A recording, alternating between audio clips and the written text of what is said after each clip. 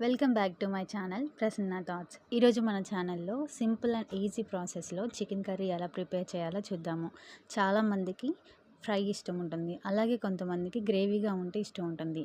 కాబట్టి ఈ రెండింటిని బ్యాలెన్స్ చేసుకుంటూ ఈరోజు మనం కొంచెం ఫ్రై లాగా అలాగే కొంచెం గ్రేవీ లాగా ఉండే చికెన్ కర్రీని ప్రిపేర్ చేసుకుందాము.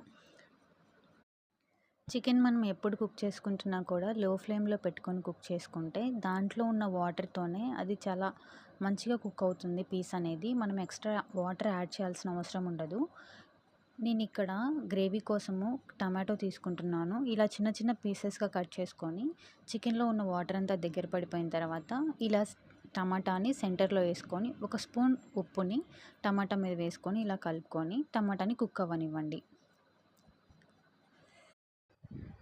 టమాటా కూడా కుక్ అయిపోయిన తర్వాత కొద్దిగా కారం యాడ్ చేసుకోండి. నేను ఇక్కడ 3 స్పూన్స్ కారం వేసుకున్నాను, అలాగే 2 స్పూన్స్ సాల్ట్ వేసుకున్నాను. దీనిని కూడా మంచిగా కలుపుకొని స్టవ్ ఆఫ్ చేసే ముందు కొద్దిగా ధనియా పౌడర్ అలాగే కొద్దిగా కొత్తిమీరని యాడ్ చేసుకొని స్టవ్ ఆఫ్ చేసేయండి.